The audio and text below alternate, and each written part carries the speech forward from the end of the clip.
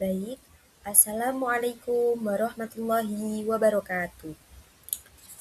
Perkenalkan, nama saya Alia Sofi Umi Fatonah dengan NIM 235551031. Pada kesempatan kali ini, saya akan presentasikan materi yang berjudul Manajemen Resiko dalam Penyelenggaraan Haji untuk memenuhi UAS mata kuliah Haji dan Umroh. Saya memilih topik ini karena menurut saya, manajemen resiko merupakan salah satu aspek penting dalam penyelenggaraan ibadah haji. Dengan adanya manajemen resiko, berbagai keadaan yang mungkin terjadi selama pelaksanaan ibadah haji dapat diantisipasi sehingga jamaah dapat beribadah dengan lebih aman dan nyaman. Selanjutnya, memasuki latar belakang. Nah, kalau kita lihat, setiap tahun jutaan umat Islam dari berbagai negara berkumpul di Arab Saudi untuk melaksanakan ibadah haji. Karena jumlah jamaahnya sangat banyak, tentu ada berbagai resiko kan ya yang terjadi. Misalnya cuaca yang sangat panas, jamaah yang sakit, kepadatan saat ibadah, atau bahkan jamaah yang terpisah dari rombongannya. Nah, disinilah pentingnya manajemen resiko, tujuannya supaya semua resiko tersebut bisa dicegah atau setidaknya dampaknya bisa diminimalkan sehingga penyelenggaraan haji tetap berjalan dengan baik. Selanjutnya, memasuki dalam pengertian manajemen resiko. Apa sih manajemen resiko itu? Manajemen resiko sendiri bisa diartikan sebagai proses untuk mengenali resiko, menganalisis resiko tersebut, kemudian mencari cara agar resiko itu tidak menimbulkan dampak yang besar.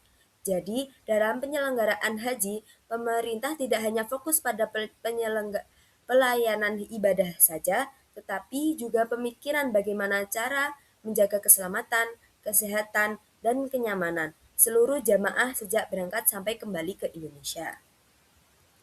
Nah, dasar hukumnya itu mencakup 3 ya. Dalam penyelenggaraan haji untuk ada aturan yang menjadi pedoman di Indonesia. Dasar hukumnya adalah Undang-Undang Nomor 8 Tahun 2019 tentang penyelenggaraan ibadah haji dan umroh. Dalam undang-undang ini dijelaskan bahwa pemerintah memiliki tanggung jawab untuk memberikan pembinaan, pelayanan, dan pelindungan kepada jemaah haji. Selain itu, pelaksanaan haji juga mengikuti peraturan dari Kementerian Agama dan kebijakan yang ditetapkan oleh pemerintah Arab Saudi. Nah, selanjutnya jenis resiko dalam penyelenggaraan haji. Ada beberapa resiko yang sering dihadapi selama pelaksanaan ibadah haji. Yang pertama adalah resiko kesehatan, misalnya jamaah mengalami dehidrasi, kelelahan, atau heat stroke karena cuaca di Arab Saudi sangat panas. Kemudian ada resiko transportasi seperti keterlambatan, penerbangan, atau bus. Ada juga resiko keamanan, misalnya kehilangan barang atau terpisah dari rombongan. Selain itu, masih ada resiko administrasi seperti masalah visa atau dokumen perjalanan, serta resiko cuaca ekstrim yang bisa mengaruhi aktivitas jamaah. Nah, tahap manajemen resiko itu ada 5 ya, identitas resiko, analisis resiko, penilaian tingkat resiko, atau pengendalian atau mitigasi resiko, monitoring dan evaluasi. Dalam manajemen resiko, ada beberapa tahap yang harus dilakukan. Pertama, kita harus mengidentifikasi terlebih dahulu resiko apa aja sih yang mungkin terjadi. Setelah itu, resiko tersebut dianalisis untuk mengetahui penyebabnya dan dampaknya. Selanjutnya, dilakukan penilaian resiko untuk menentukan mana yang harus diprioritaskan. Selain itu, dilakukan mitigasi atau upaya pencegahan terakhir dalam monitoring dan evaluasi agar jika masih ada kekurangan bisa diperbaiki pada penyelenggaraan berikutnya. Nah, selanjutnya memasuki ke strategi mitigasi resiko.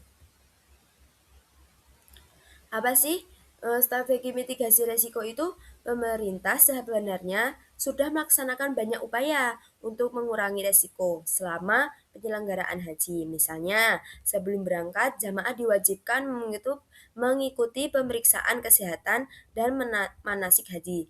Nah, semua itu kan ada proses produsernya ya. Selama di Arab Saudi juga ada petugas kesehatan, bimbingan ibadah, dan petugas yang selalu mendampingi jamaah.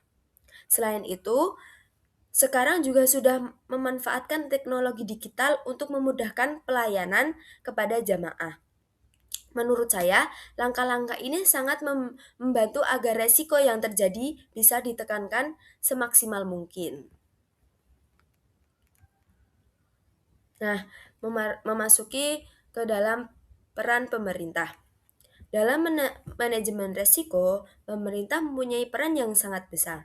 Pemerintah melalui Kementerian Agama bertugas membuat kebijakan, memberikan pembinaan kepada jamaah, menyediakan transportasi, akomodasi, layanan kesehatan, dan juga melakukan koordinasi dengan pemerintah Arab Saudi. Jadi, keberhasilan penyelenggaraan haji bukan hanya bergantung pada jamaah, tetapi juga pada bagaimana pemerintah mengelola seluruh proses tersebut. Nah, selanjutnya memasuki ke contoh penerapan manajemen resiko. Contoh yang paling sering kita lihat adalah saat cuaca di Arab Saudi sangat panas. Bahkan bisa mencapai lebih dari 45 derajat Celcius. Untuk mengurangi resiko tersebut, pemerintah mengimbau jamaah agar selalu membawa air minum, menggunakan payung, memakai alat pelindung seperti topi, dan tidak terlalu lama berada di bawah sinar matahari.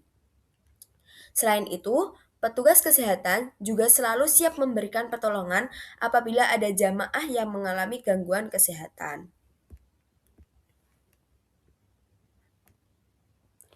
Nah, selanjutnya tantangan. Tantangannya meliputi walaupun manajemen resiko sudah diterapkan dengan baik, tetap ada beberapa tantangan yang dihadapi. Misalnya, jumlah jamaah yang sangat banyak sehingga pengawasan menjadi lebih sulit. Selain itu, banyak juga jamaah yang sudah lanjut usia sehingga membutuhkan perhatian khusus. Ditambah lagi, setiap tahun bisa saja ada perubahan kebijakan dan pemerintah Arab Saudi yang mengharuskan pemerintah Indonesia menyesuaikan sistem penyelenggaraan haji. Selanjutnya, bagian terakhir yaitu kesimpulan.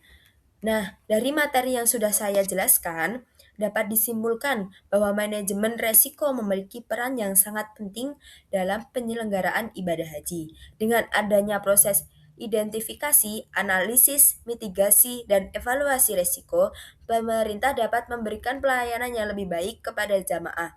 Menurut saya, manajemen resiko bukan hanya menjadi tanggung jawab pemerintah, tetapi jamaah juga harus ikut memantau aturan dan menjaga kesetaraan agar pelaksanaan ibadah haji berjalan dengan lancar.